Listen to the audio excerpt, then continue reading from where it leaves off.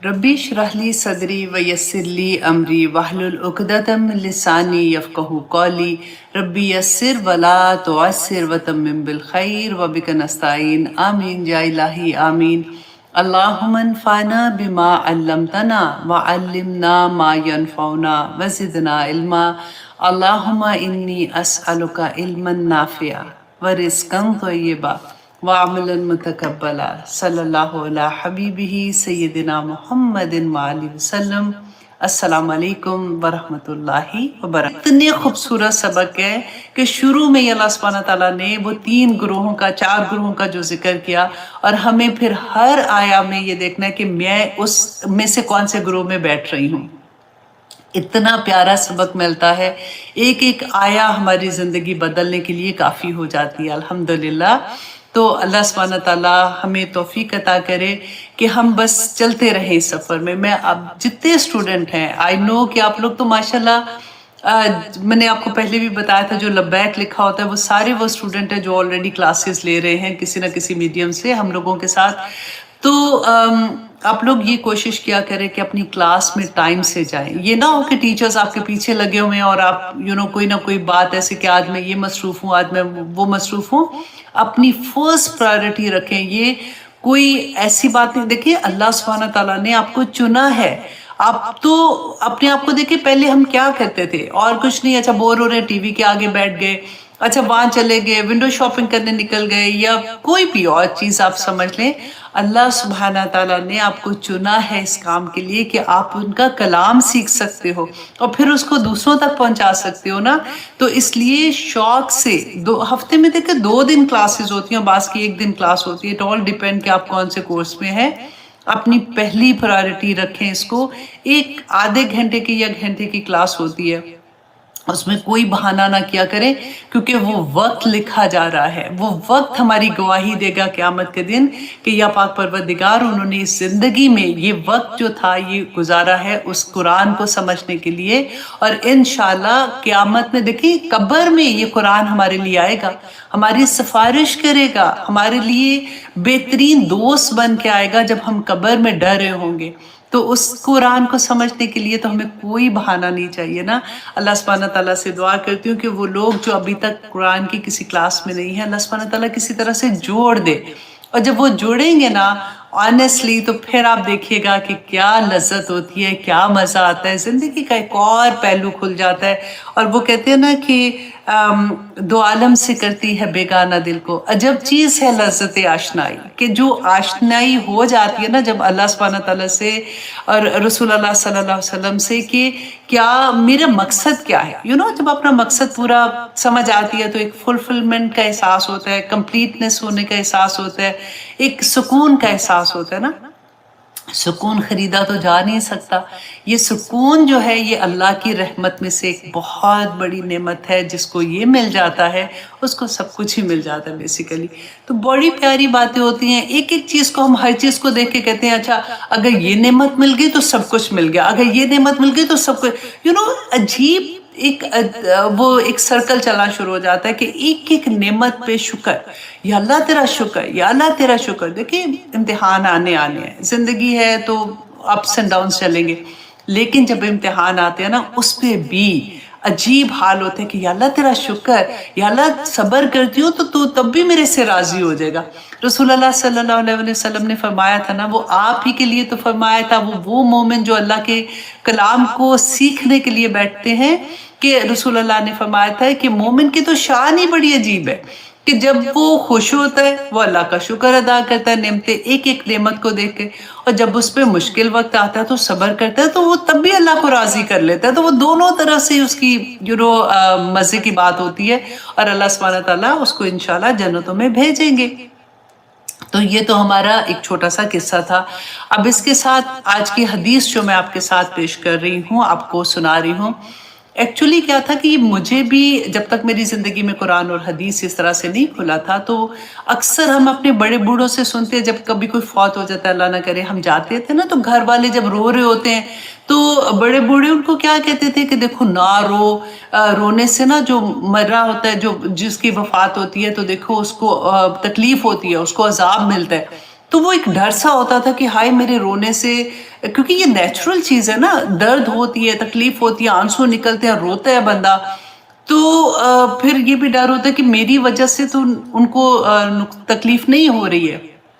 تو آج میں آپ کے سامنے وہ حدیث پیش کرتی ہوں تاکہ ہم ساروں کو تسلی ہو جائے، کیونکہ دین جو ہے نا ہمارا وہ نیچرل ہے، مطلب جو اتنا مشکل، مطلب اتنا کیا مشکل ہے ہی نہیں ہے، بالکل بھی نہیں ہے، ہم نے مشکل بنا لیا ہوا ہے ایسی ایسی چیزیں سوچ کے کہ یہ ایسے تو یہ نہیں کریں گے تو پتہ نہیں زندہ ہی نہیں رہیں گے۔ میں ہمیشہ وہی بات کرتی ہوں کہ دیکھیں زندگی میں جو اللہ سبحانہ تعالیٰ نے فرمایا، اللہ کی بات تو حق ہے نا، کہ آجو دین کے اندر پورے کے پورے کافت، ان کا لفظ ہے کہ پورے کے پورے دین میں آجو، تب تم مزہ تو چکھ کے دیکھو اس کا کہ کیسا ہے۔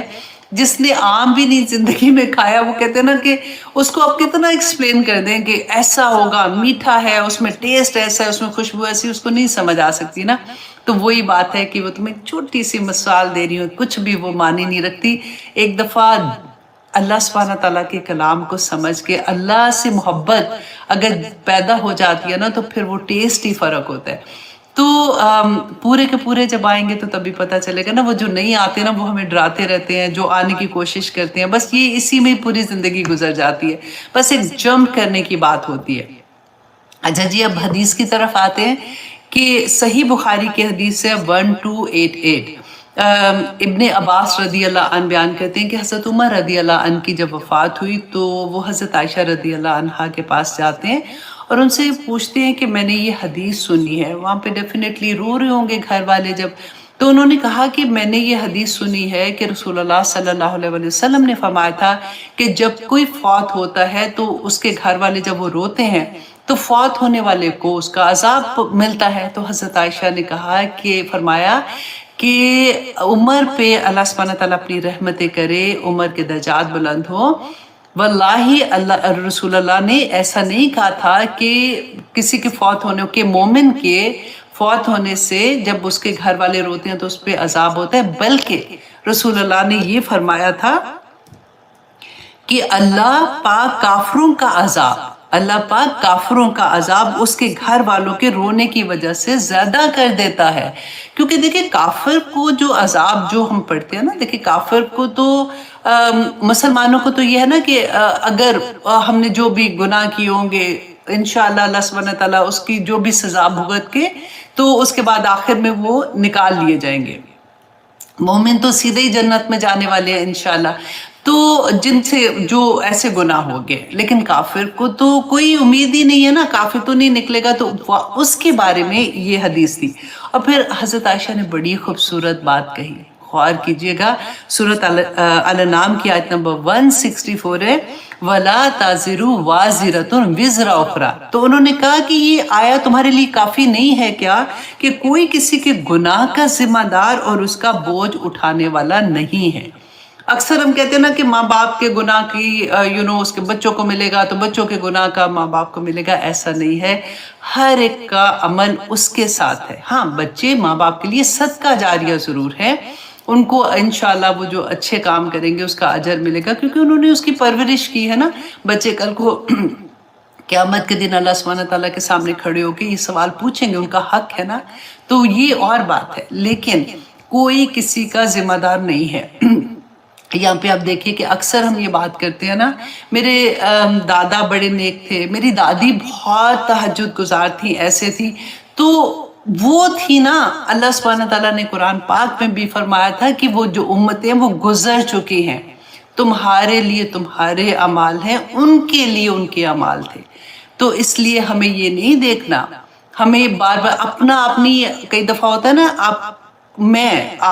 کوئی بھی حیرت زدہ ہو جاتے ہیں اگر آپ کسی سے سنتے ہیں میرے ابو اتنے سخت تھے جس کی حد نہیں، میرے دادا ایسے تھے اور ہمارے گھر میں تو اتنی سختی تھی، اور آپ ان کو دیکھتے ہو اور آپ کہتے ہو کہ یہ کیا مطلب، سختی کے بعد یہ رزلٹ نکلنا تھا۔ میں اپنا پہلے کا دیکھوں، جب میری زندگی میں قرآن نہیں کھلا تھا، اور ایسی اگر بات کروں اور جس حال میں ہم ہوتے ہیں، تو یہ باتیں سوچنے والی ہوتی ہیں۔ یہ باتیں جب میں آپ سے لفظوں میں کہتی ہوں آنیسٹلی کہنا مجھے بھی نہیں اچھا لگتا، کیونکہ یہ باتیں سخت لگتی ہیں تھوڑی سی، لیکن ضروری ہے، کیونکہ اگر جب ہم ایسی باتیں ہمارے کان سنتے ہیں نا تو پھر ہمیں لگتا ہے کہ یہ تو میری زندگی میں بھی ایسے ہو رہا ہے، کہیں میں تو ایسے نہیں کر رہی ہوں، کہیں واقعی میں تو ایسے بات کہتی ہوں کہ میرے ابو ایسے اتنے سخت تھے، تو پھر سختی کے بعد یہ رزلٹ نکالا ہے میں نے۔ اور اگر آپ دیکھیں میں تو سخت نہیں ہوں نا اب، کیونکہ میں نے تو فرق طرح سے پھر اپنے آپ کو ڈھالا، تو میرے بچے جو ہیں وہ تو پھر وہ کیسے بڑے ہوں گے، تو پھر ڈر لگتا ہے نا ان باتوں سے۔ اس لیے ہمیں یہ باتیں سوچنی چاہیے کہ ہم کیا کر رہے ہیں، کسی کا عمل کسی کے کام نہیں آئے گا، میرا عمل جو میں کر رہی ہوں وہ میرے بس کام آئے گا۔ اب دیکھیے ایک دوسرے کو کہتے رہا کریں، میں آنیسٹلی بار بار یہ بات کہتی ہوں، ضرور کہیں، اپنے دوستوں سے نہ ڈریں، اپنے بچوں سے بھی نہ ڈریں، محبت سے پیار سے ان کو بار بار کہتے رہیں، جسٹ ریمائنڈر کال، کہ کل کو اگر جب ہم نہیں ہوں گے تو ہمارے بچوں کو ضرور یاد آئے گا کہ میری امی ایسے کہا کرتی تھی، میری وہ پھر جب بھی ان کو راہ اللہ سبحانہ تعالیٰ ہدایت نصیب کرتے ہیں اور کریں گے بھی انشاءاللہ، تو ان کے لیے آسانیاں ہو جائیں گی۔ کیونکہ اکثر یہ ہوتا ہے کہ ہم جب نہیں کہتے نا تو اگلا والا یہ سوچتا ہے کہ میں جو بھی کہہ رہا ہوں میں ٹھیک ہی کہہ رہا ہوں، کیونکہ جو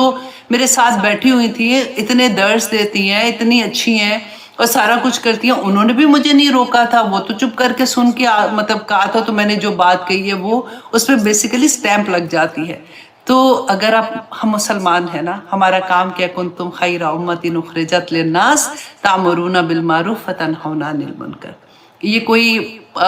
درس دینے والی آنٹی یا کوئی کسی اور کا کام نہیں ہے، یہ میرا اور آپ ہر انسان کا، ایچ اینڈ ایوری پرسن جو مسلمان ہے اس کا یہ کام ہے کہ جہاں پہ کوئی ایسی بات دیکھے ضرور بتا دے۔ کیونکہ ہم لوگ جو ملے جلے عمل کر رہے ہوتے ہیں نا، کئی دفعہ کہ ہمیں یہ لگتا ہے کہ الحمدللہ، کیونکہ نیکیاں ہم نے اپنی مرضی کی بنائی ہوتی ہیں کہ ہم نماز بھی پڑھ رہے ہیں، ہم یہ بھی کر رہے ہیں، اور اس کے ساتھ ساتھ ہم گانے کے فنکشنوں میں بھی بیٹھ جاتے ہیں جا کے، اور وہاں پہ بیٹھ کے پھر یہ ہوتا ہے کہ ہائے نماز کا ٹائم ہو گیا، جلدی جلدی سے، اچھا ٹھہر جو یہ گانے میں وقفہ آیا نا تو جا کے جلدی سے نماز پڑھ رہتی ہوں، استغفر اللہ، اور کرتے ہیں فلم دیکھ رہے ہیں، بیچ میں وقفہ کہ جلدی جلدی جا کے نماز پڑھ آتے ہیں۔ تو ایسی حرکتیں کیونکہ نارم ہوتی ہے نا، ہمیں لگتا ہے کہ ہم شروع سے کر رہے ہوتے ہیں، سارے اراؤنڈ کسی نے بھی آج تک ڈانٹا ہی نہیں کہ یہ کیا کر رہے ہو، تو پھر ہمیں پتہ نہیں چلتا، unless کہ میں وہی کہتی ہوں بڑے نصیب والے وہ لوگ ہوتے ہیں جن کے گھرانے شروع سے اسی طرح سے ہوتے ہیں اور بچوں نے شروع سے سیکھا ہوتا ہے۔ لیکن فار ایگزامپل میں ہوں، میری زندگی میں چینج بہت بعد میں آیا، تو میرے بچے جو شروع میں جیسے میں نے پالے تو ایک دم سے تو وہ چینج نہیں ہوتے نا، تو یہ چیزیں بس کہتے رہنے سے انشاءاللہ ضرور اثر کریں گی۔ کیونکہ آپ لوگوں میں سے اکثر لوگوں کے یہ سوال ہوتے ہیں کہ ہم کیا کریں، ہمیں سمجھ آ رہی ہے اس چیز کی، ہم اپنے آپ کو بدل رہے ہیں، لیکن بچوں کا کیا کریں؟ تو ہم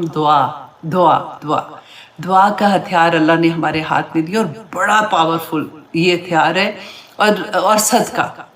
ایوری ڈے جتنا بھی، میں کہتی ہوں 1 روپے سے لے کے جتنی بھی آپ کی حیثیت ہے، صدقہ نکالیں بچوں کے لیے۔ یا پاک پروردگار میرے بچوں کو اپنی حفاظتوں میں رکھ، یا اللہ ان کو دین کی سمجھ عطا کر، یا پاک پروردگار ان کے لیے آسانیاں کر دے، کیونکہ انہوں نے اگلی نسلوں کو آگے لے کے چلنا ہے۔ اگر یہ اچھے باپ ہوں گے، اچھی مائیں ہوں گی، تو اگلی نسلیں اچھی ہو جائیں گی۔ یا پاک پروردگار رحم کر، اور ان بچوں کو ہم لوگوں کے لیے، ماں باپ کے لیے صدقہ جاریہ بنا، اور ہمیں اپنے ماں باپ کے لیے صدقہ جاریہ بنا دے، آمین ثم آمین۔ تو انشاءاللہ جی آج ہم شروع کر رہے ہیں سورۃ الانفال۔ اللہ سبحانہ تعالیٰ سے دعا کرتے ہیں کہ اس میں جتنے سبق ہیں، اللہ سبحانہ تعالیٰ ہمیں توفیق عطا کرے کہ ہم ان کو سمجھ سکیں اور ہم اپنی زندگیوں میں اس کو اپلائی کر سکیں، آمین ثم آمین۔ کیونکہ یہ بہت ہی خوبصورت صورت آ رہی ہے۔ اس سے پہلے جو ہم نے جیسے پڑھا ہے سورۃ الاعراف ہم نے کمپلیٹ کیا نا، اس میں ہم نے دوسری قوموں کے قصے پڑھے تھے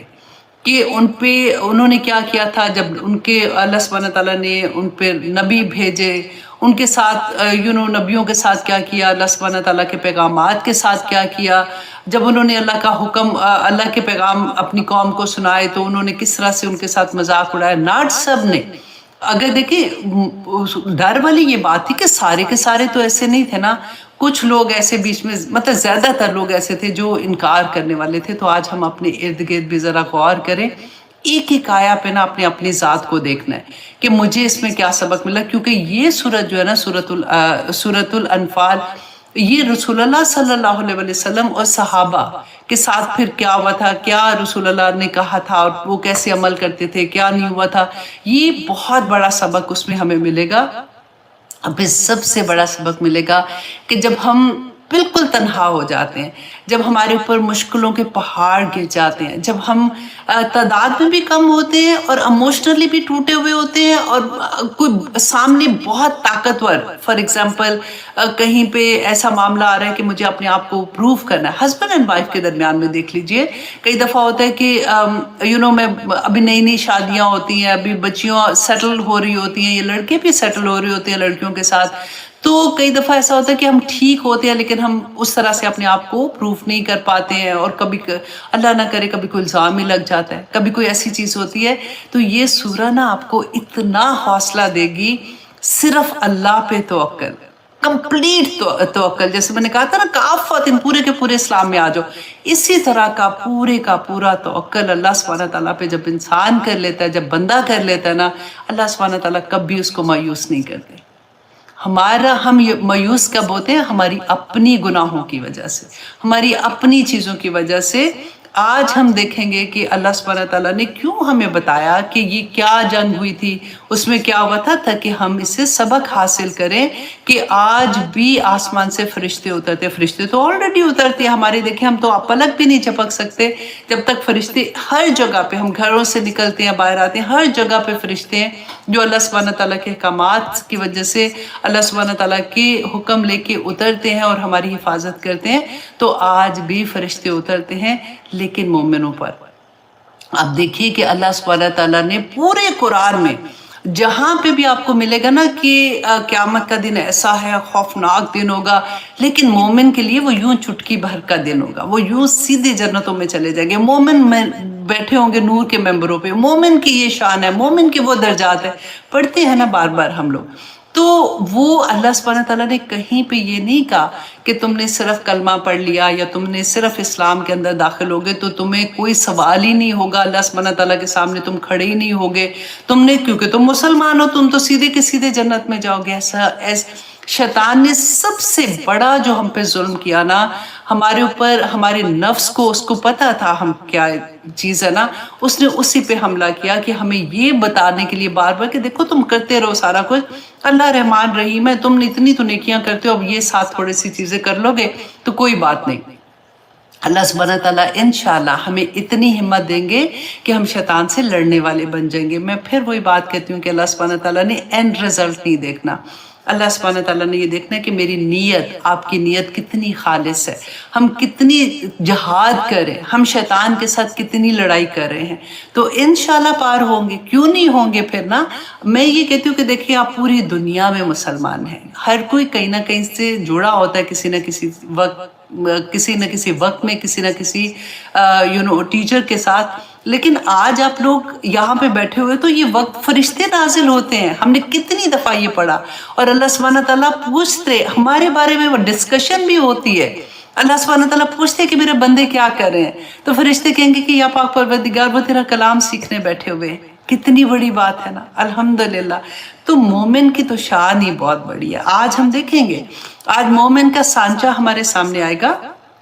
اور میں اور آپ دیکھیں گے کہ کیا اس سانچے میں میں کتنی فٹ ہو رہی ہوں، میں آ رہی ہوں کہ نہیں، اور اگر مجھے نہیں آ رہی تو مجھے اس میں فٹ ہونے کے لیے کیا چیز کرنی ہے، اور پھر انشاءاللہ میں اور آپ پکے مومن بن جائیں گے۔ اب یہاں پہ دیکھیں، اعوذ باللہ من الشیطان الرجیم، بسم اللہ الرحمن الرحیم۔ یسألونک عن الانفال، وہ سوال کرتے ہیں آپ سے غنیمتوں کے بارے میں۔ انفال جو ہے نا، یہ نفل کی جمع ہے، جیسے ہم فرض نماز پڑھتے ہیں، ہم فرض و واجب کرتے ہیں، تو نفل ہم کیوں پڑھتے ہیں؟ تاکہ ہمارے ثواب میں زیادہ چیز ہو جائے، زیادہ ہمیں ثواب ملے نا، اور زیادہ درجات بلند کرنے کے لیے، اللہ سبحانہ تعالیٰ کو راضی کرنے کے لیے۔ تو انفال جو ہے نا مال غنیمت، کیونکہ جہاد کا اصل مقصد مال غنیمت تو نہیں ہے، وہ تو انشاءاللہ اللہ سبحانہ تعالیٰ آخرت میں بھی اس کا اجر دیں گے، دنیا میں بھی جیسے بھی اس کا اجر ہو رہا ہے، یہ زائد چیز ہے جو جب جہاد پہ جاتے تھے تو ان کو ملتی ہے، یا پھر وہ میں انشاءاللہ آگے آپ کو اس کی ڈیٹیل بھی دیتی ہوں۔ اب یہاں پہ اب دیکھیے کہ سورۃ الانفال جو ہے نا، یہ مدینہ میں نازل ہوئی تھی، اور اس میں جو آیات ہیں وہ 75 ہیں، اور رکوع اس میں 10 ہیں۔ اس میں حروف جو ہیں وہ ہیں جناب 5294، الحمدللہ۔ تو اب دیکھیے ایک ایک حرف پہ ہمیں 10 نیکیاں تو کم سے کم ملیں گی نا، تو ہم کتنے حروف بھی پڑھیں گے، اور اللہ سبحانہ تعالیٰ انشاءاللہ ہمیں توفیق عطا کرے کہ ہم اسی طرح سے اس کلام کو آگے لے کے چلتے رہیں۔ اور اس میں کلمات جو ہیں وہ 1631 کلمات ہیں۔ تو یہ آپ تھوڑا سا لکھ لیا کریں، جہاں پہ بھی آپ مصحف پہ آپ کو بہت اچھا لگتا ہے، اچھا اتنے کلمات ہم دیکھ رہے ہیں، اتنے کلمات ہم یاد کریں گے، اتنے لفظ ہم یاد کریں گے۔ تو سورۃ الانفال میں شروع میں آپ کو تھوڑا سا جنگ بدر کے بارے میں بتا دوں، کیونکہ اس میں سے کافی حصہ ایسا ہے جو جنگ کے دوران میں نازل ہوا تھا اور کچھ جنگ کے فوراً بعد نازل ہوا۔ اور سورۃ الانفال جو ہے یہ سورۃ بقرہ کے بعد نازل ہوئی تھی مدینہ میں۔ اب دیکھیے رسول اللہ صلی اللہ علیہ وسلم جب مکہ سے مدینہ ہجرت کر کے آتے ہیں، اب یہ سٹوری کی طرح میں آپ کو جیسے سنا رہی ہوں نا، بالکل سٹوری کی طرح آپ لوگ یاد کر لیں، کیونکہ یہ پہلی جنگ ہے نا۔ اسی طرح سے آگے آگے چلتے جائیں گے تو آپ جب جنگوں کو بھی آپ کو پتا ہوگا نا کہ وجہ کیا تھی جنگ ہونے کی، تو پھر آپ کو اچھا لگے گا، پھر بچوں کو بھی آپ سٹوری کی طرح سنا سکتے ہیں کہ رسول اللہ صلی اللہ علیہ وسلم جب مدینہ میں آتے ہیں۔ اب رسول اللہ صلی اللہ علیہ وسلم کو تو یہ تھا نا کہ اب میں چین سے وہاں پہ ہم لوگ دین کی خدمت کریں گے، اور جو ہمارا مقصد ہے کہ ہم نے دین کو پھیلانا ہے، لوگوں تک ہم بات پھیلائیں گے۔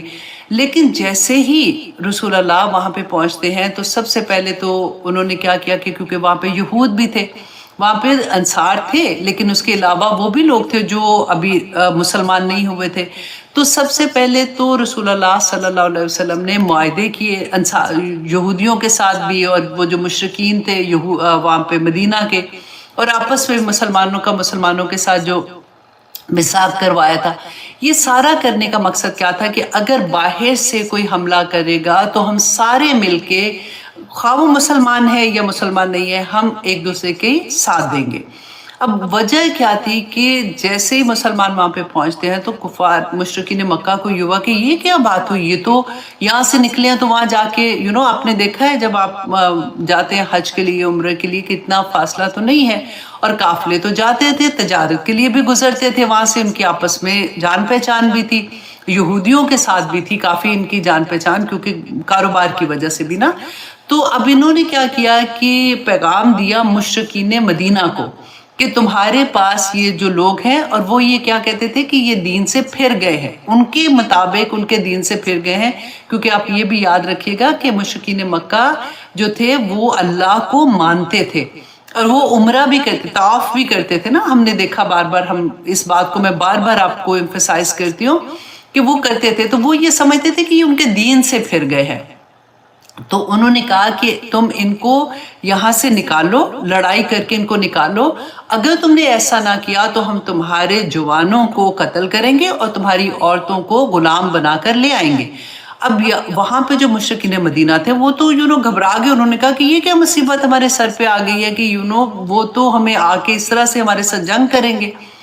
تو رسول اللہ صلی اللہ علیہ وسلم کو اس سے وہ طیش میں آگے تھے۔ رسول اللہ صلی اللہ علیہ وسلم کو جب پتہ چلا تو وہ انصار جو آلریڈی مسلمان مدینہ کے ہو گئے تھے ان کو لے کے گئے اور ان سے بات کی اور ان کو ٹھنڈا کیا، اور وہ سمجھ گئے اس بات کو، اور انہوں نے لڑائی نہیں کی۔ اور پھر ایک اور واقعہ کیا پیش آیا، اب جنگ بدر جو ہے نا یہ 2 ہجری میں دوسرا سال تھا، 2 ہجری میں ہوئی تھی، اور یہ اس کا وقت جو تھا یہ رمضان میں ہوئی تھی۔ اب آپ یہ دیکھیے کہ ایک صحابی تھے، وہ مکہ گئے، کاروبار کی وجہ سے گئے یا کسی کو ملنے، کیونکہ سارا خاندان تو ادھر ہی تھا ان لوگوں کا۔ تو وہاں پہ جب گئے تو انہوں نے خانہ کعبہ کا طواف کرنے کے لیے گئے، ان کے ساتھ ابو صفوان بھی تھے۔ تو ابو جہل نے جب ان کو دیکھا تو انہوں نے کہا کہ تم یہاں پہ کیا کر رہے ہو؟ انہوں نے کہا میں طواف کر رہا ہوں۔ تو مسلمان تھے، تو انہوں نے کہا کہ اگر تمہارے ساتھ یہ نہ ہوتے تو میں تمہیں یہی ختم کر دیتا، اور تم یہاں پہ دوبارہ مجھے نظر نہ ہو۔ تو اب ان کا ایک میسج بیسیکلی مل گیا کہ مسلمان اب دوبارہ یہاں پہ نہیں آ سکتے۔ اب آپ یہ بھی غور کیجئے گا کہ اس جنگ میں کہ مکہ میں اب جب ہجرت ہوئی ہے تو سارا خاندان تو نہیں تھا، بہت سے ایسے تھے جو صرف کوئی بیٹا ہی صرف مسلمان ہوا تھا، کسی کا باپ صرف مسلمان تھا، کسی کی بیوی صرف مسلمان تھی، کسی کا پورا خاندان بھی مسلمان ہوا تھا۔ تو ہجرت تو اسی طرح سے ہوئی تھی. اب جب جنگ ہو رہی ہے تو سامنے کون ہے؟ یہ اسی لیے اس جنگ میں اللہ سبحانہ تعالیٰ نے فرمایا تھا کہ جو بدری صحابی ہے نا وہ آج کے بعد وہ کچھ بھی کر لیں گے نا لیکن وہ جنت میں جائیں گے. اتنی بڑی بشارت ملی تھی ان لوگوں کو.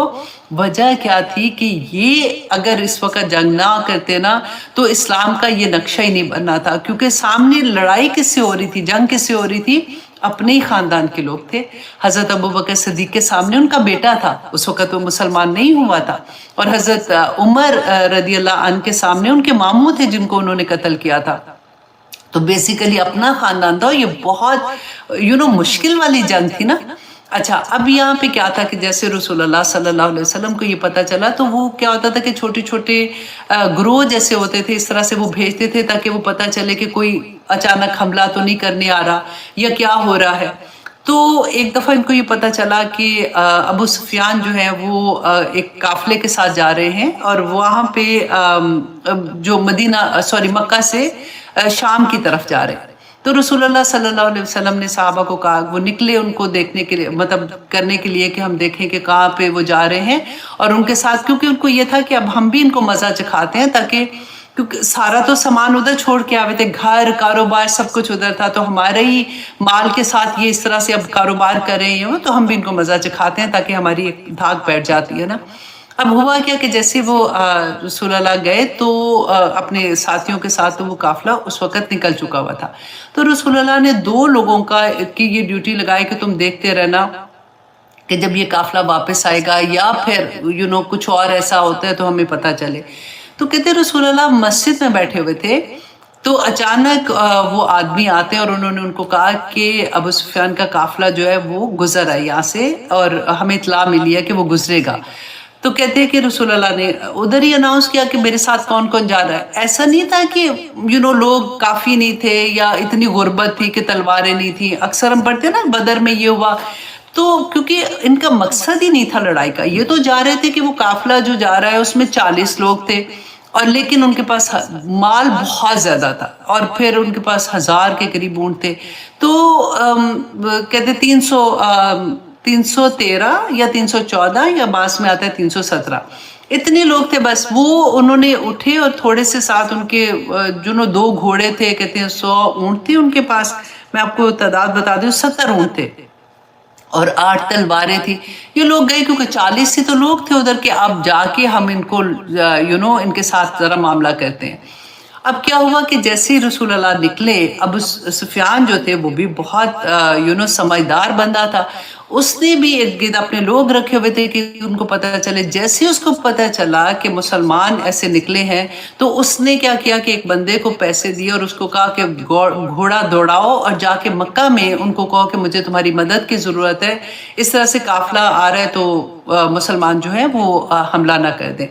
اب کیا ہوا کہ مکہ سے سارے لوگ، کیونکہ بڑے بڑے سرداروں کے پیسے لگے ہوئے تھے، بہت بڑا مال تھا اس قافلے کے ساتھ،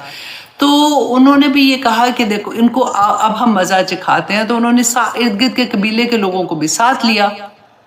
اور وہ نکلے جنگ کے لیے کہ اب ہم ان کو مزہ چکھائیں گے. اچھا، اب کیا ہوا کہ ابو سفیان کو جیسے ہی پتہ چلا تو اس نے راستہ بدل دیا، کیونکہ یہ جو بدر ہے نا، بدر مکہ کے اور مدینہ کے درمیان ایسی جگہ پہ جہاں پہ کہتے ایک وادی تھی جہاں پہ قافلے جاتے تھے تو وہ پھر راستے میں رکتے تھے، کچھ گھنٹوں کے لیے رکتا تھا، کچھ دنوں کے لیے رکتا تھا. وہ ایک کنواں تھا اور بدر اس کا نام، کنویں کا نام تھا، اور جس بندے نے اس کو کھودا تھا، نکالا تھا، اس بندے کا نام بدر تھا، جس کی وجہ سے اس کنویں کا نام بدر رکھا گیا ہوا تھا. تو اب یہ کیا ان کو پتہ چلا، انہوں نے راستہ بدل دیا، اور جیسے ہی راستہ بدل کے ذرا سیف ہوئے تو انہوں نے میسج واپس پہنچایا مکہ میں کہ میں خیر سے وہاں سے نکل آیا ہوں اور اب تم لوگ واپس آ جاؤ. لیکن ابو جہل نے یہ کہا کہ اب ہم واپس نہیں جائیں گے، ہم ان کو مزہ چکھا کے ہی رہیں گے. اچھا، اب کیا ہوا کہ اب رسول اللہ صلی اللہ علیہ وسلم کو یہ پتہ چلا کہ وہاں سے تو اتنا بڑا قافلہ نکل گیا جنگ کے لیے. تو رسول اللہ صلی اللہ علیہ وسلم نے پھر صحابہ سے پوچھا کہ اب تمہارا کیا ارادہ ہے. کہتے ہیں حضرت ابوبکر صدیق اور حضرت عمر نے بڑی اچھی بات کہی، اور ایک صحابی تھے انہوں نے کہا کہ یا رسول اللہ، کیونکہ رسول اللہ صلی اللہ علیہ وسلم انتظار کر رہے تھے کہ انصار کیا کہتے ہیں، کیونکہ تم ہاجر تھے نا. تو انہوں نے کہا کہ یا رسول اللہ آپ فکر نہیں کریں، آپ ہمیں بہت اپنی جو بھی آپ ہمیں حکم دیں گے اس پہ مضبوط پائیں گے. آپ ہم ایسے نہیں ہیں کہ جیسے بنی اسرائیل نے کہا تھا حضرت موسیٰ سے کہ تم جاؤ اور تمہارا خدا آ جائے، جا کے فلسطین کا، یاد ہے میں نے آپ کو واقعہ سنایا تھا کہ فتح کرو، وہاں تو اتنی بہادر قوم ہے تو ہم نہیں وہاں پہ جا رہے، تو تم فتح کرو تو پھر ہم چلے جائیں گے. تو ہم ایسا نہیں کریں گے. اور ایک صحابی نے یہ کہا کہ اگر آپ ہمیں سمندر کے قریب بھی لے کے جا کے کہیں گے کہ اس میں چھلانگ لگا دو تو ہم بغیر سوچے سمجھے کریں گے. تو رسول اللہ صلی اللہ علیہ وسلم بہت خوش ہو گئے اور انہوں نے کہا کہ ٹھیک ہے چلو ہم چلتے ہیں. وہ بھی بدر کی طرف گئے اور تھوڑی اونچائی پہ، کیونکہ قریش مکہ جو تھے انہوں نے نیچے وادی میں اپنے خیمے بنا لیے اور یہ تھوڑے اوپر جا کے انہوں نے اپنے آپ کو وہاں پہ رکھا. تو اب وہاں پہ دیکھیں قریش مکہ کی طرف جو تھے 1000 کے قریب ان کا لشکر تھا، 700 تلواریں تھیں، 300 گھوڑے تھے. تو یہاں پہ مسلمانوں کا کیا حال تھا کہ 313 314 یا جو بھی 317 کے قریب مسلمان، اور سامان بھی کوئی نہیں لڑائی کا ان کے پاس. یہاں سے ہمیں سبق ملتا ہے کہ اللہ سبحانہ تعالیٰ جب کسی کے ساتھ ہو جائے تو کس طرح سے اللہ سبحانہ تعالیٰ اس کو فتح نصیب کرتے ہیں. اور یہ بہت بڑا سبق تھا کیونکہ مسلمان تو ابھی ایک چھوٹی سی قوم تھے نا، ابھی یہاں پہ آئے تھے. اس جنگ کے بعد اسے یوم فرقان بھی اس لیے کہتے ہیں کہ مسلمانوں کی دھاک بیٹھنی تھی سارے قبیلوں میں کہ انہوں نے ایسا مطلب اتنا بڑا کارنامہ ہونا تھا نا. تو یہ پھر آگے ہم دیکھیں گے کہ پھر کیا ہوا تھا، کیسے ان کی جنگ ہوئی ہے اور کیسے اللہ سبحانہ تعالیٰ نے فرشتے نازل کیے تھے مسلمانوں کے لیے اور کس طرح سے فرشتوں نے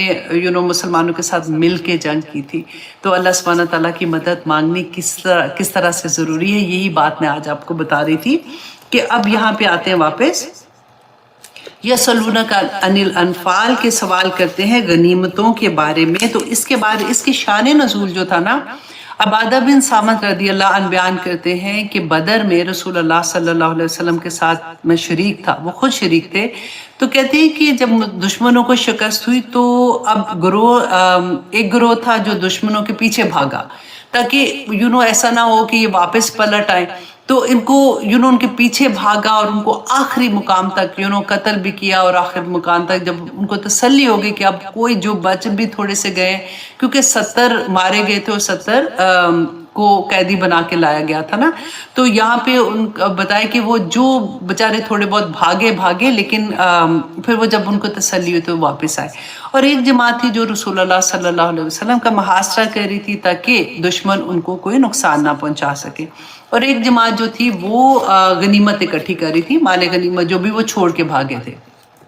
اب وہاں پہ کیا ہوا کہ رات کو جب یہ سارے اکٹھے ہوئے تو انہوں نے آپس میں جب بات کرنی شروع کی تو جنہوں نے مال غنیمت اکٹھا کیا تھا انہوں نے کہا کہ یہ تو ہمارا حق ہے. تو جو دشمن کے پیچھے گئے تھے انہوں نے کہا کہ نہیں، اگر ہم وہاں نہیں جاتے دشمن واپس آ جاتے تو تم وہ جیتی بازی ہار جاتے تو ہمارا بھی حق ہے. اور جو رسول اللہ صلی اللہ علیہ وسلم کا محاصرہ کر رہے تھے انہوں نے کہا کہ نہیں، اس میں تو ہمارا بھی حق ہے. تو ان کی آپس میں جب بحث ہونی شروع ہوئی تو اس وقت یہ آیا نازل ہوئی تھی، کیونکہ اس سے پہلی قوموں پہ کیا ہوتا تھا کہ مال غنیمت جو تھا وہ کسی کا نہیں ہوتا تھا کہ وہ ایک جگہ پہ اکٹھے کرتے تھے. آسمان سے ایک آگ آتی تھی جو اس کو جلا دیتی تھی. آپ کو یاد ہے ایسی بات کہ ہم پڑھتے ہیں نا، ہم کہتے ہیں یہ کیا مطلب. تو ہم نے پڑھا ہوا ہے کہ جب پہلی قوموں میں یہ ہوتا تھا جب صدقہ دینا ہوتا تھا یا کوئی، تو وہ دونوں رکھتے تھے کہ جس کی قبولیت ہوتی تھی وہ آسمان سے ایک آگ آتی تھی تو وہ لے جاتی تھی، اور جو نہیں ہوتا تھا وہ اس طرح سے اس کی رہ جاتی تھی. تو یہ حابیل قابیل کے ٹائم پہ بھی ہم نے یہ واقعہ پڑھا ہوا ہے. تو یہ چیز ہوتی تھی. اس کے بعد مشرکین مکہ کے دور میں اب یہ ہوتا تھا کہ یہ جنگیں تو بہت زیادہ ہوتی تھی، سارا وقت ان کی جنگیں کسی نہ کسی طرح سے ہو رہی ہوتی تھی. تو جو بھی مال غنیمت ہوتا تھا جس کے ہاتھ میں آتا تھا نا وہ اس کی ملکیت بن جاتی تھی. تو کیونکہ اب یہ پہلی جنگ تھی، ابھی تک کوئی حکم نہیں تھا، تو اس وجہ سے صحابہ میں اختلاف ہو رہا تھا اس معاملے میں کہ اس کا کیا کرنا ہے. تو اللہ سبحانہ تعالیٰ نے فرما دیا کہ یہ سوال پوچھ رہے ہیں نبی صلی اللہ علیہ وسلم سے کہ انفال کے بارے میں، کل کہہ دیجئے الانفالو کے غنیمتیں للہ، اللہ کے لیے ہے، ورسول، اور رسول کے لیے ہے. اب دیکھیے کہ 2-3 لفظوں میں اللہ سبحانہ تعالیٰ نے ان کو پورا جواب دے دیا کہ غنیمت جس کے لیے تم لڑ رہے ہو یہ اللہ اور رسول کے لیے ہے. اب یہاں پہ ایک اور بات آپ نے غور کرنی ہے کہ جہاں کہیں بھی جھگڑا ہوتا ہے نا وہاں سے برکت ختم ہو جاتی ہے. ہمیشہ ہمیشہ یاد رکھیے گا، کیونکہ شیطان جو ہوتا ہے نا، اس کا سب سے بڑا کام یہ ہوتا ہے کہ انسان کو جب جھگڑے کی حالت میں ہوتا ہے نا تو وہ وسوسے ڈالنا شروع ہوتا ہے، پھر وہ غلط چیزیں دماغ میں آتی ہیں اور پھر وہ جھگڑے بڑھنا شروع ہو جاتے ہیں۔ آپ کو یاد ہے کہ جب رسول اللہ صلی اللہ علیہ وسلم نے رمضان میں جب بتانا تھا، لیلۃ القدر کے بارے میں بتانے نکلے تھے، تو 2 آدمی جھگڑ رہے تھے، تو اس لیے اللہ سبحانہ تعالیٰ نے ان کو بھلا دیا تھا۔ اب یہاں پہ بھی کیونکہ ان کا جھگڑا جب شروع ہوا تو اللہ سبحانہ تعالیٰ نے وہ چیز ان سے لے کے رسول اللہ صلی اللہ علیہ وسلم کو اس کا مختار بنا دیا کہ وہ ڈیسائیڈ کریں گے کہ اب کیا ہوگا۔ تو کہتے ہیں کہ ایک صحابی بیان کرتے ہیں، یہی آئی تھنک عبادہ بن صامت ہی کی ایک روایت آتی ہے، انہوں نے کہا کہ میرا بھائی جو ہے، عبادہ بن صامت نہیں تھے، میں غلط نہ بول دوں، حضرت سعد بن ابی وقاص کہتے ہیں کہ اس جنگ بدر میں ان کے بھائی تھے عمیر، وہ شہید ہوئے۔ تو کہتے ہیں میں نے رسول اللہ صلی اللہ علیہ وسلم سے جا کے کہا کہ مجھے اس کی تلوار جو تھی نا، وہ مال غنیمت میں جب اس کو نظر آئی تو انہوں نے کہا کہ میں نے ان سے کہا کہ میں یہ تلوار لے سکتا ہوں، تو رسول اللہ اس وقت تک کیونکہ یہ آیت نہیں نازل ہوئی تھی تو انہوں نے کہا کہ نہیں، تم اس کو واپس ادھر ہی رکھ دو مال غنیمت میں۔ کہتے ہیں کہ میں رکھ کے جب واپس جا رہا تھا تو میرے دل کی کیا حالت تھی میں بیان نہیں کر سکتا، کہ ایک تو مجھے بھائی کی شہادت کا غم بھی تھا کہ میرا بھائی چلا گیا، اوپر سے جو اس کی نشانی تھی مجھے وہ بھی نہیں دی گئی۔ کہتے ہیں اتنی دیر میں مجھے رسول اللہ صلی اللہ علیہ وسلم کی آواز آئی، تو میں نے سوچا کہ کہ کیا کوئی وحی آ گئی ہے، کیونکہ اس وقت تو وحی بھی آ رہی تھی نا، ساتھ ساتھ قرآن تو نازل ہو رہا تھا، صحابہ کوئی سوال پوچھتے تھے تو اللہ سبحانہ تعالیٰ کی طرف سے جواب بھی آ جاتا تھا۔ تو کہتے کہ رسول اللہ نے بلایا اور ان کو کہا کہ آپ یہ جو ہے تلوار یہ تم لے لو، کیونکہ اب مجھے یہ وحی آئی ہے اللہ سبحانہ تعالیٰ کی طرف سے، نہ پہلے تو میں نہیں اس کا مالک نہیں تھا، اب اللہ نے مجھے اختیار دیا ہے تو تم یہ رکھ سکتے ہو۔ تو یہ اس وقت نازل ہو رہی تھی۔ اب جو اگلی آیا ہے نا، یہ تو آنیسٹلی وہی بات ہے کہ ایک سانچہ آپ بنا لیجئے مومن کا، کہ جیسے ہم کوکی نہیں بناتے، کوکیز بناتے ہیں تو وہ سانچوں میں وہ ڈالتے ہیں جو بھی ہم بناتے ہیں، تو وہ پھر جب پکتی ہے تو اسی شیپ میں کوکی نکلتی ہے۔ تو آپ یہ سمجھ لیجئے کہ آپ مومن کا ایک سانچہ بنا رہے ہیں، تو اللہ کے نزدیک اللہ سبحانہ تعالیٰ نے مومن کے لیے کیا سانچہ دیا ہے۔ نمبر 1 یہ کہ فاتقوا اللہ، کہ اللہ سے ڈرو، وَأَصْلِحُوا ذَاتَ بَيْنِكُمْ، اور اصلاح کرو ذات بینکم، آپس میں، وَأَطِیعُوا اللَّهَ وَأَطِیعُوا الرَّسُولَ، اللہ اور اس کے رسول کی اطاعت کرو، ان کنتم مومنین، اگر تم مومن ہو۔ تو 3 چیزیں اس آیت میں آگے اور بھی آ رہی ہیں، کہ نمبر 1 یہ کہ اللہ سے ڈر جاؤ۔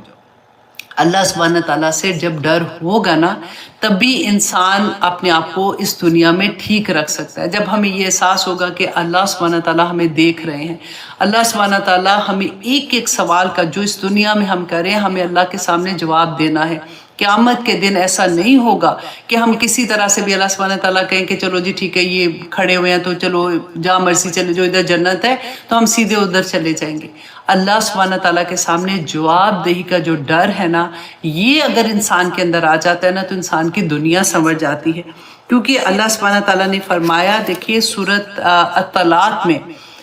اللہ اکبر، آیت نمبر 2 اور 3 میں اللہ سبحانہ تعالیٰ فرماتے ہیں جو اللہ سے ڈرتا ہے اور اللہ اس کے لیے نکلنے کا راستہ، جیسے مشکلوں سے، مصیبتوں سے، پریشانیوں سے نکلنے کا راستہ آسان کر دیتا ہے۔ کس کے لیے؟ جو اللہ سے ڈرتا ہے۔ ہم اکثر یہ سنتے ہیں کہ دیکھو اللہ سے نہ ڈراؤ، اللہ سبحانہ تعالیٰ ایسی بات نہ کرو، تو اللہ سبحانہ تعالیٰ خود قرآن میں فرما رہے ہیں اللہ کا تقوی اختیار کرو،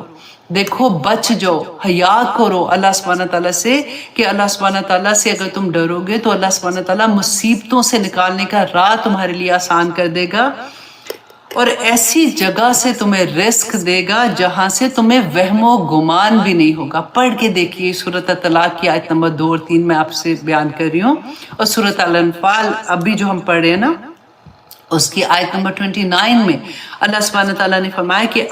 فرمایا اللہ نے کہ اگر تم اللہ سے ڈرو گے تو وہ تمہیں حق و باطل کے درمیان فرق کرنے والی بصیرت عطا کر دے گا۔ دعا مانگتے ہیں نا، اللہم ارنی حقا حقا وارزقنا اتباعہ، بالکل وہی بات اللہ سبحانہ تعالیٰ نے فرمایا کہ میں عطا کر دوں گا تم کو اگر تم اللہ کا تقوی اختیار کرو گے۔ اور نمبر 2 کہ وہ تم سے تمہاری برائیاں دور کر دے گا، کیونکہ یہ بڑی مشکل مقام ہوتا ہے۔ ہم کوشش کرتے ہیں جب تک اللہ سبحانہ تعالیٰ کی مدد نہ ہونا تو یہ برائیاں دور نہیں ہوتی ہیں۔ تو اگر ہم اللہ کا تقوی اختیار کریں گے تو اللہ سبحانہ تعالیٰ ہم سے ہماری برائیوں کو بھی دور کر دیں گے، اور تمہیں اللہ سبحانہ تعالیٰ پھر بخش بھی دیں گے، کیونکہ اللہ بڑے فضل والا ہے۔ پھر مسلم کی حدیث ہے، حضرت ابن مسعود رضی اللہ عنہ روایت کرتے ہیں کہ رسول اللہ صلی اللہ علیہ وسلم نے ہمیں یہ دعا سکھائی تھی جو ہم مانگا کرتے تھے کہ اللہم انی اسألک الہدی والتقی والعفاف والغنی، کہ اے اللہ میں تجھ سے سوال کرتی ہوں ہدایت کا، پرہیزگاری کا، پاک دامنی کا، اور لوگوں سے اللہ سبحانہ تعالیٰ مجھے بے نیاز کر دے، میں تجھ سے اس بات کا سوال کرتی ہوں۔ تو اللہ سبحانہ تعالیٰ سے تقوی مانگا کرے، کیونکہ جس کو تقوی مل جاتا ہے نا اس کو سب کچھ مل جاتا ہے۔ ایک ایک لمحے کا تقوی، کہتے ہیں نا کہ یا پاک پروردگار بیٹھے بیٹھے ایک دم سے سوچا کریں، بار بار اپنے آپ سے کوشچن کیا کریں کہ اللہ سبحانہ تعالیٰ از واچنگ می، اللہ سبحانہ تعالیٰ از واچنگ می۔ اگر اللہ سبحانہ تعالیٰ مجھے اس حالت میں دیکھ رہے ہیں تو کیا اللہ سبحانہ تعالیٰ کو میں اچھی لگ رہی ہوں گی؟ کیا فرشتے میرے لیے کیا لکھ رہے ہوں گے اس وقت؟ میں اللہ سبحانہ تعالیٰ کے سامنے جب کھڑی ہوں گی تو یہ وقت کیا گواہی دے گا میرے بارے میں؟ کہ دیکھیں جب اکثر میں جب ایسی والی آیات پڑھتی تھی نا، جب کبھی میں رات کو واک کے لیے نکلتی تھی اپنے ہی نیبرہڈ میں، تو میں ہر جگہ پہ ایک ایک چیز دعائیں پڑھتی جاتی تھی، اور میں کہتی تھی اے زمین گواہ رہنا، اور پھر درختوں کو خاص طور پہ کیونکہ اتنے پتے لگے ہوتے ہیں نا، تو پھر مجھے یہ لالچ ہوتی تھی، میں کہتی تھی تم سارے گواہ رہنا، دیکھو اے ہواؤں گواہ رہنا۔ میں اس وقت تسبیح اللہ سبحانہ تعالیٰ کی بیان کرتی ہوں۔ لالچ ہوتا ہے نا ہم لوگوں کو بھی کہ اللہ سبحانہ تعالیٰ قبول کر لے، اللہ سبحانہ تعالیٰ بس اپنی محبت عطا کر دے۔ اللہم انی اسألک حبک وحب من یحبک وحب عملا یقربنی الی حبک، کہ یا اللہ اپنی ایسی محبت دے دے، ایسے لوگوں کی محبت دے میرے اللہ جو تجھے پسند ہے، اور یا پاک پروردگار ایسے عمل کرنے کی توفیق دے جو تیرے پسندیدہ عمل ہے۔ آمین ثم آمین۔ اور آگے دیکھیں اللہ سبحانہ تعالیٰ نے سیکنڈ چیز مومن کے لیے کیا بتائی، وَأَصْلِحُوا ذَاتَ بَيْنِكُمْ، تو اور اصلاح کرو آپس میں۔ اب آپس میں اصلاح کیا کہ آپس میں محبت اتفاق کے ساتھ رہا کرو۔ اب دیکھیے کہ رسول اللہ صلی اللہ علیہ وسلم نے اتنی پیاری دعا سکھائی تھی، اور میں نے اپنے تمام اسٹوڈنٹ کو، جب میں مسجد میں ہم کلاس کرتے تھے نا، تو اس وقت میں نے سب کو سکھائی تھی، اور ہم سارے اکٹھی یہ دعا مانگا کرتے تھے۔ اتنا مزہ آتا تھا کہ اللہم الف بین قلوبنا واصلح ذات بیننا واہدنا سبل السلام، کہ اللہم الف بین قلوبنا، اللہ سبحانہ تعالیٰ ہمارے دلوں میں آپس میں محبت اور اتفاق پیدا کر دے، کیونکہ آج آپ دیکھیے کہ اسی کی کمی ہے۔ آج مسلمان جو ہیں آپس میں کس طرح سے لڑ رہے ہیں، کس طرح سے ایک دوسرے کی ٹانگ کھینچتے ہیں۔ یہاں پہ بلکہ مجھے ایک جوک یاد آ رہا ہے، میں آپ کو سنا دیتی ہوں۔ اللہ اکبر، کیونکہ اتنی ڈر والی بات ہے، اور اس کو ہم جب مذاق میں بات کرتے ہیں تو میں آپ کو اس لیے کہ دیکھو یہ چیزیں ہمیں پتہ ہے، ہم ایک دوسرے کے بڑے آرام سے ہم کہتے ہیں کہ ہاں مسلمان ہم ایسے کرتے ہیں کہ جوک بھی کیا تھا کہ قیامت کے دن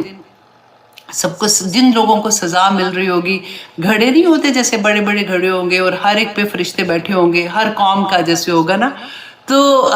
جو گناہ گار لوگ ہیں تو وہ مطلب اگر اوپر آ رہے ہوں گے تو وہ ان کو مارتے ہیں اور وہ ان کو نیچے پھینک دیتے ہیں۔ تو ایک گھڑا جو ہے اس کے اوپر کوئی فرشتہ نہیں بیٹھا ہوتا، تو ایک بندہ پوچھتا ہے کہ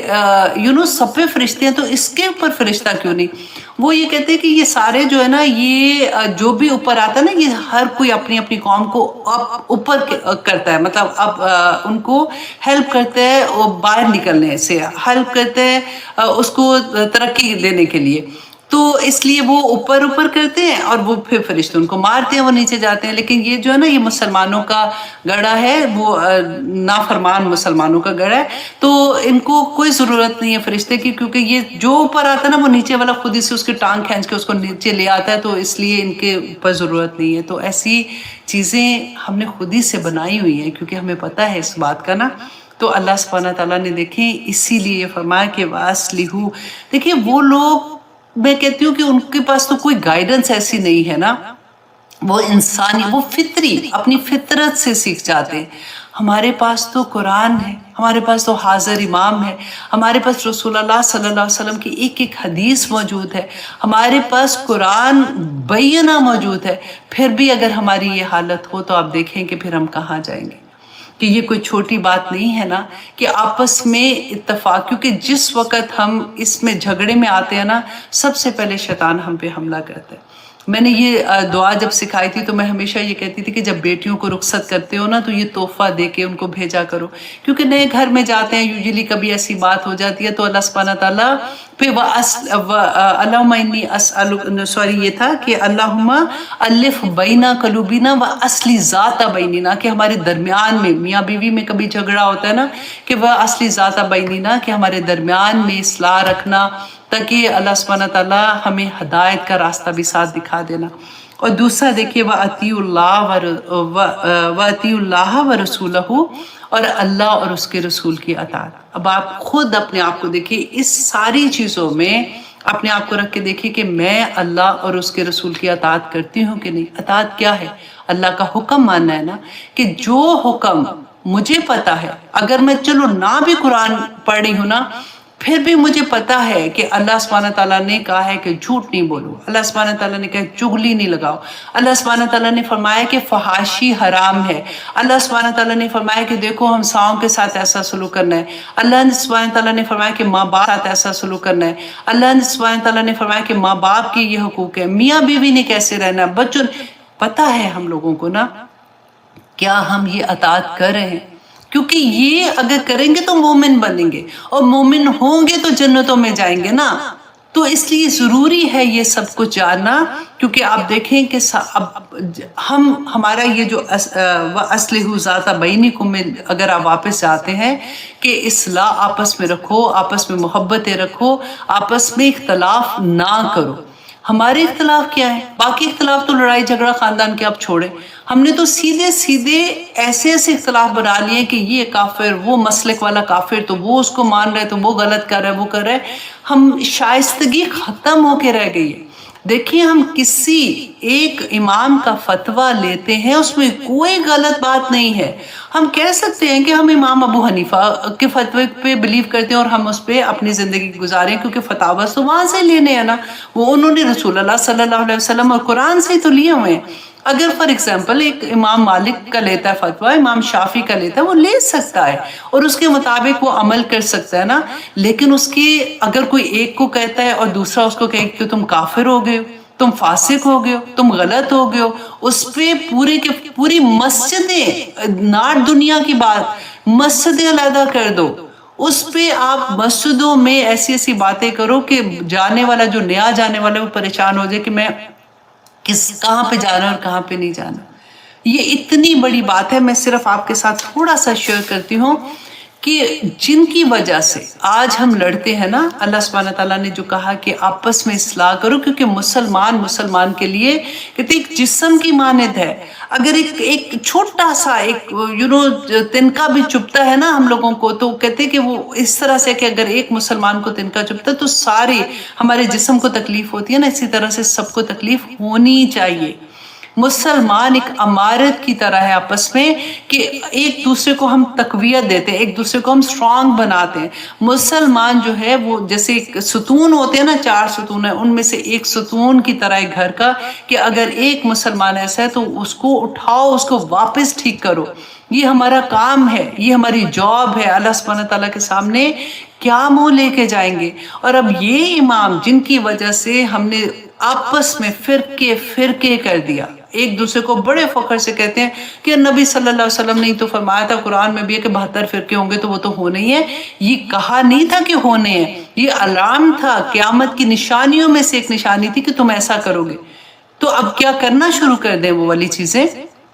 اب دیکھیے کہ امام ابو حنیفہ، اللہ اکبر، اللہ سبحانہ تعالیٰ ان پہ اپنی کروڑوں رحمتیں کرے، کہ امیر کوفہ ابو جعفر منصور، اب دیکھیں یہ مسلمان ہی تھے، جو امیر کوفہ تھے نا، انہوں نے امام ابو حنیفہ کو جج کا عہدہ جو تھا وہ تجویز کیا،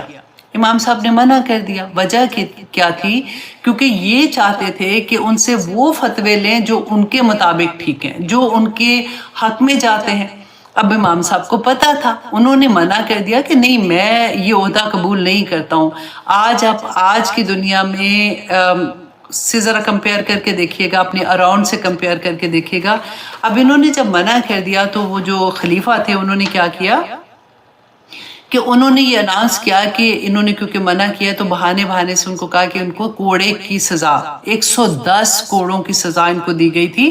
اور اب ہم کہتے ہیں نا ہم حنفی ہیں، آپ نے کبھی دیکھا کہ ہمارے امام جن کو ہم کہتے ہیں، امام تو مسجدوں کے بھی امام ہوتے ہیں، ہم کہتے ہیں کس طرح سے، لیکن ان کو آپ دیکھیے کہ امام ابو حنیفہ کہا کرتے تھے مجھے اس سزا سے اتنی تکلیف نہیں ہوئی جتنی اس چیز سے ہوئی جب میری ماں کو پتہ چلا کہ مجھے اس طرح کی سزا مل رہی ہے، اور میری ماں جس تکلیف سے گزری تھی مجھے وہ سوچ کے جتنی تکلیف ہوئی مجھے کوڑے لگنے سے اتنی تکلیف نہیں ہوئی۔ اور امام صاحب فرمایا کرتے تھے کہ ان کی ماں نے کہا کہ نعمان، اب دیکھیے ماں تھی نا، کہ نعمان جس علم کی وجہ سے تجھے یہ دن دیکھنا پڑا ہے اس کو ترک کر دے، اللہ اکبر، اس سے ترک تعلق کر لے۔ امام صاحب فرماتے ہیں کہ میں نے کہا کہ ماں اگر میں اس علم سے دنیا حاصل کرنا چاہتا تو بہت زیادہ حاصل کر چکا ہوتا، لیکن میں نے یہ علم صرف اللہ کی رضا اور اپنی نجات کے لیے حاصل کیا ہے۔ سبحان اللہ۔ اب دیکھیے امام مالک، اب ان کا دیکھیے کہ مصعب بن عبداللہ بیان کرتے ہیں کہ امام صاحب کے سامنے جب رسول اللہ صلی اللہ علیہ وسلم کا ذکر بھی آتا تھا نا تو ان کے چہرے کا رنگ بدل جاتا تھا۔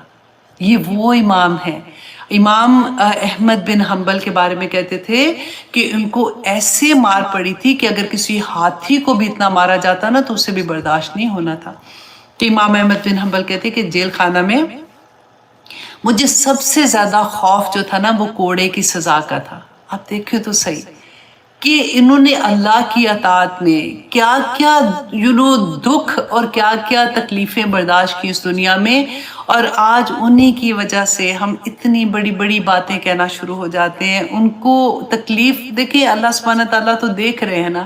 کہ ہم کیا حرکتیں کر رہے ہیں۔ اللہ سبحانہ تعالیٰ ہمارے دلوں میں بھی وسعت دے اور ہمارے دماغوں میں بھی وسعت دے، کہ وہ کہتے ہیں کہ جیل خانہ میں مجھے سب سے زیادہ خوف کوڑے کی سزا کا تھا۔ جیل 1000 تکلیف کے باوجود بھی رہنے کی تو جگہ تھی نا، اور قتل بھی اگر مجھے کر دیا جاتا تو وہ وقتی تکلیف تھی کہ ایک ہی دفعہ میں مجھے قتل کر دیا جاتا، مگر کوڑے لگنا، درے کی سزا میرے لیے ناقابل برداشت تھی۔ مگر جیل خانے میں ایک قیدی تھا، اس نے کہا کہ امام صاحب نہ ڈرے، کیونکہ 2 کوڑوں کے بعد نا پھر درد کوئی نہیں، پتہ نہیں چلتا، اسی جگہ پہ کوڑے لگتے ہیں تو پھر جیسے ہوتا ہے نا کہ سن ہو جاتی ہے جگہ، اس طرح سے ہوتا ہے کہ پتہ ہی نہیں چلتا کہ کوڑا کہاں پہ پڑ رہا ہے۔ اللہ اکبر۔ امام صاحب کہتے ہیں کہ معتصم نے بڑی بے دردی سے امام صاحب کو کہتے ہیں کہ مجھے کوڑے لگائے۔ اس وقت آپ روزے کی حالت میں تھے، سارا جسم لہو لہان تھا۔ تو یہ تھے ہمارے امام، اور دیکھیں یہ اللہ کا تقوی، انہوں نے دنیا کو نہیں دیکھا، انہوں نے نہیں دیکھا کہ اتنے بڑے بڑے عہدے مل جائیں گے، چلو عہدہ نہ بھی ملا تو چلو انہی کے مطابق فتوے میں دے دیتا ہوں۔ ہوتا ہے نا، آپ چھوٹی لیول پہ اگر سوچیں، فار ایگزامپل میں کسی کے گھر میں درس دینے جا رہی ہوں، مجھے پتا ہے کہ وہاں پہ جو لوگ آئے ہوئے ہیں یا جو گھر والے ہیں ان میں یہ ایسی والی چیزیں ہیں جو بالکل غلط ہے، جو فحاشی بیسیکلی۔ اگر میں مہندی پہ جا رہی ہوں، اللہ نہ کرے میں جاؤں کہ درس دین جا رہی ہوں شادی کا، اور مجھے پتا ہے کہ انہوں نے اتنی بڑی بڑی ایسی مہندیاں رکھی ہوئی ہیں جس میں کھلے عام سب لڑکے لڑکیوں نے ڈانس کرنا ہے، اور میں وہاں پہ ذکر ہی نہ کروں، میں کہوں کہ ہائے کوئی بات نہیں، اب یہ مائنڈ کریں گی نا، یہ کہیں گی کہ خوشی کے موقع پر بھی ایسی باتیں کر رہی ہے۔ آنیسٹلی ایسے ہوتا ہے۔ اللہ اکبر۔ اللہ سبحانہ تعالیٰ ہمارے اللہم ارنی حق حقا وارزقنا اتباعہ، حق ظاہر کر دے۔ اللہ سبحانہ تعالیٰ جو چیزیں ہمیں بری لگتی ہیں نا سننے میں،